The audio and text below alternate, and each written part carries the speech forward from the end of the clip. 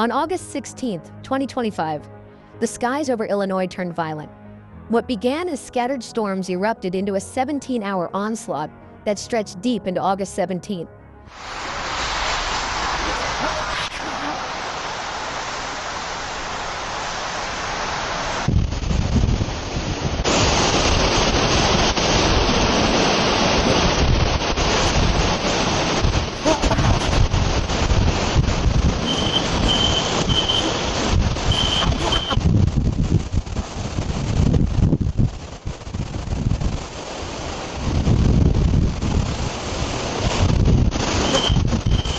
Straight-line winds howled at 70 miles per hour. Torrents of rain swallowed streets, and hailstones the size of softballs shattered windows. Belvidere was the first to fall, but the fury swept through Palatine, Algonquin, and beyond, leaving neighborhoods dark and rivers running where roads once stood. This was no passing storm. It was a relentless strike that left Illinois battered, breathless, and bracing for what might come next. Belvidere, ground zero of the storm.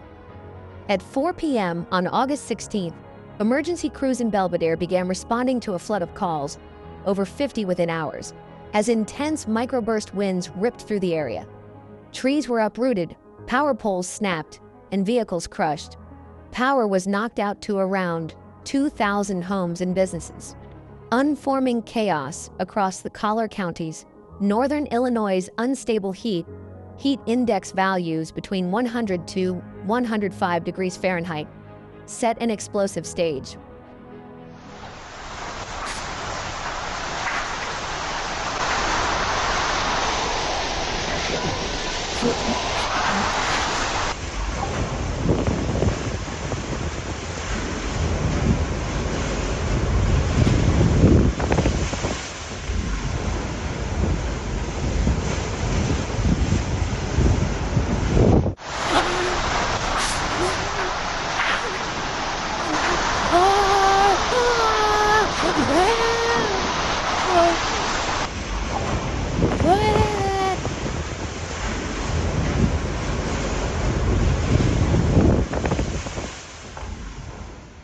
Storms intensified through the evening, exploding into a mesoscale convective system that carried destructive straight-line winds from Algonquin to St. John, Indiana, between 2 a.m. and 3:30 a.m.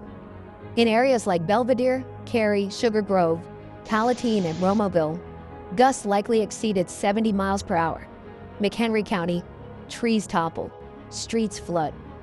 Earlier in the day, around 4 p.m., Saturday, a thunderstorm tore through McHenry County, snapping massive trees, downing power lines, knocking out lights from Fox River Grove to Woodstock, and flooding streets. Chicago takes on water. On the backside of the wind event, storms regenerated and dumped staggering amounts of rain, 2 to 4.5 inches per hour, across the western and southern metro areas. In Oswego, private stations recorded 6.02 inches total.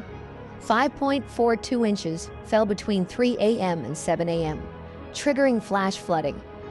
Watch as viaducts in Archer Heights and Gage Park turned into raging rivers. Cars were submerged on 47th Street and Archer Avenue. The Stevenson Expressway flooded at Pulaski, halting traffic. In Lisle, nearly 2.5 inches of rain poured down in just 45 minutes. A flash of lightning, a city in peril. On August 18th, another wave of storms swept over Chicago, bringing a dazzling and dramatic triple lightning strike across downtown skyscrapers. Flooding persisted.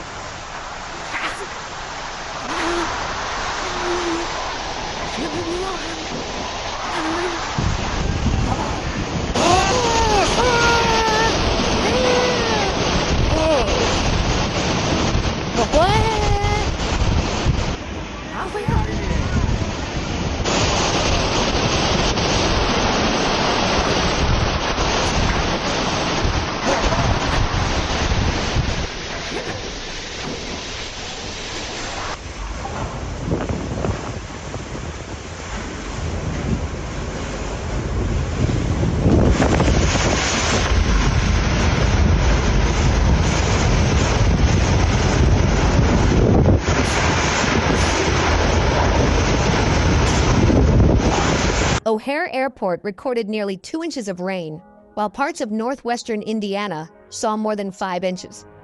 In Oswego, rising floodwaters forced the school to shift to online learning. Power lines down, lives disrupted. At the storm's peak, a major utility operator had nearly 250,000 homes in the Chicago area affected by wind and hail damage. Throughout Kane and McHenry counties, outages were widespread. Crews scrambled to restore service as streets cleared of trees and debris. A disaster declared. Recovery begins. On August 21st, the state of Illinois issued a disaster proclamation, unlocking state and potential federal resources to assist flood-impacted residents. Cook County also launched a storm and flood damage survey, urging affected residents to report damage by August 22nd, enabling officials to assess aid eligibility. The aftermath: cleanup and resilience. In Belvidere, crews and utility teams are still removing fallen trees, clearing roads, and repairing lines. Residents have been told to avoid power line collisions and wait for crews to make areas safe. In Kane County, local officials are collecting damage reports to determine eligibility for disaster declarations and assistance. Recovery is underway, but slow, deliberate, and community-driven. Why was this storm so severe? Meteorologists point to an extremely unstable, heat-fueled atmosphere on August 16th, which primed the region for explosive storm growth. When storms developed, they merged into a powerful system that sustained destructive winds and gave way to torrential back-end rain.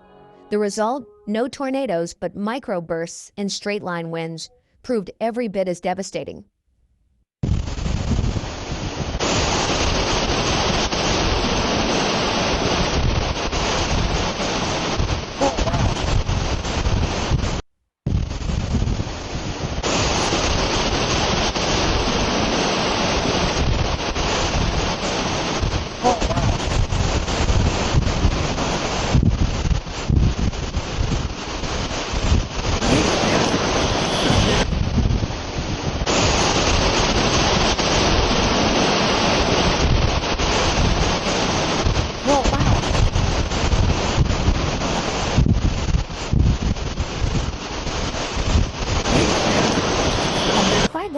Of the storm, no flooding or casualties.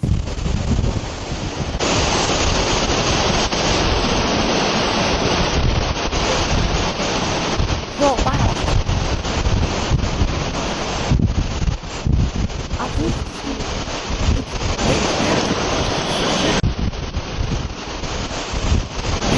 What comes next? Officials caution that the danger isn't over. Through August 18th to 19th, scattered thunderstorms could ignite again, unleashing damaging winds, large hail, and even an isolated tornado. Flash flooding remains a serious threat, especially in already saturated areas. Communities are urged to remain vigilant, prepare emergency plans, and follow updates closely as the unstable atmosphere slowly begins to settle. Illinois may have endured one strike, but the skies still hold more. This was no ordinary storm. It was a siege that scarred Illinois. Winds tore through suburbs, hail shattered skylines, and floodwaters swallowed streets. Yet, in the aftermath, communities stand shoulder to shoulder, proving resilience is stronger than the storm. But now deeper questions remain. Could our infrastructure withstand an even greater disaster? Are leaders prepared for the next strike? And how ready are we as individuals when the skies turn violent? If you found this report informative, share it to keep your community aware, and subscribe for more updates that matter.